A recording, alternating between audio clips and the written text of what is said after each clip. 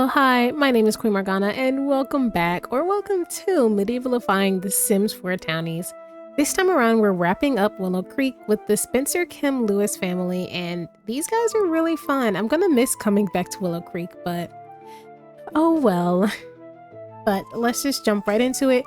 We all know about the regular Spencer... What? We all know about the regular Spencer Kim Lewis family.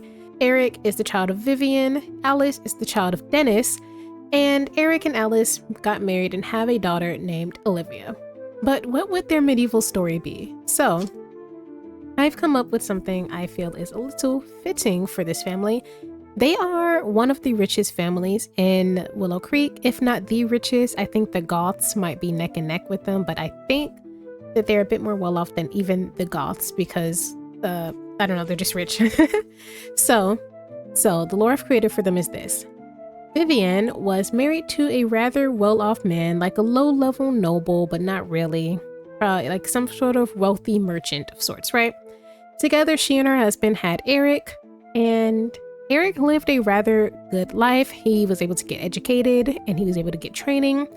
And later on down the line, he became a knight, and currently, in his older age, works as the head knight to the king. So he actually works very, very closely with the royal family of Willow Creek. That doesn't exist, but just pretend. He works very closely with the royal family of Willow Creek and helps out with any skirmishes, battles, or wars if there's one going on. Alice, on the other hand, is the child of Dennis. Dennis was raised in Willow Creek, but his parents are from Mount Komorebi, so he kind of has a mix of both cultures, but he and his wife raised Alice in Willow Creek as well, so this is really the only home they've actually ever known. Dennis has a pretty high position himself. He is an advisor, or was an advisor. I think he's kind of retired now. But he was an advisor to the Duke of Willow Creek as well. So obviously the Duke and the King are going to be working pretty closely with each other considering their close social statuses. And long story short, Dennis and Vivian kind of, were in and out of these parties and social events and things like that. And of course they dragged their kids to it. And long story short, that's how Eric and Alice met because their parents decided that they might be a bit of a good match and kind of pushed them together. Luckily though, they didn't have to have an arranged marriage or anything like that. They clicked almost immediately and fell in love and got married. Alice doesn't have a job in particular or anything like that, but this arrangement worked out for her. She's happy with her life. Eric is happy with her life, and both of their parents are rather pleased with the outcome. Now, of course, together, the two of them had a little girl named Olivia. Olivia is rather popular amongst the young high social status kids. What are they called? Young noble kids, like any child who comes across her circle. They just like her. She has a popular personality. She's sweet and bubbly, and everybody just really likes her. Which also means that other families kind of keep an eye on her and want to get in good graces with the Spencer Kim Lewis family in order to secure a potential marriage with their sons and Olivia. Most notably the Goth family, which seems to be the family that Olivia's parents and grandparents are looking at the most, because Alexander Goth would be, socially and financially a good match with Olivia herself. But nothing is, completely on paper or anything like that yet, so they're not arranged, but, it's always a possibility.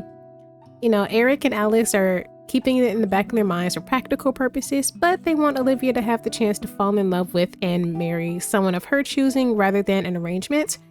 It just so happened that Alice and Eric's relationship through arrangement worked much better, but they don't want to force Olivia into anything, and she's their only child. So they're also being pushed by their parents, plus the society around them, to have a son who can lead the family in the future.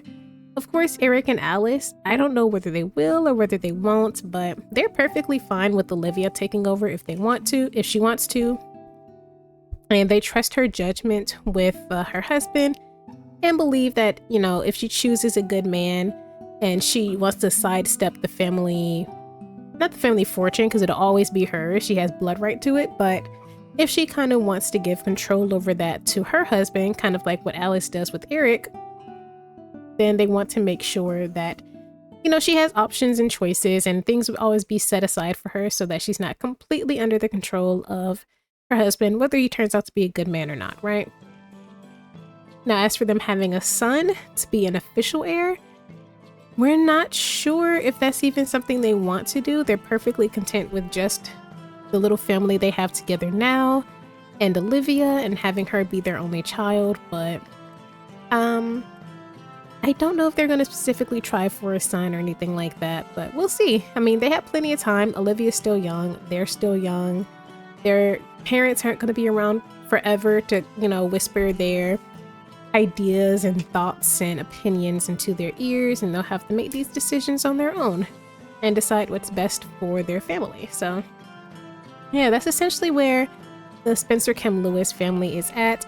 I love how big and mixed this family is. We rarely see it in, you know, first few packs. We see a bit more of it in later packs as well, like grandparents and aunts and stuff like that, but I really like the way their family is set up. I think it's really cool and has a lot of storytelling potential, which is kind of what I went on based off of this. So I love the family. Everybody gets along pretty well. There's no bad blood or no awkwardness between Vivian and Dennis or anything like that. Everyone lives together in relative harmony.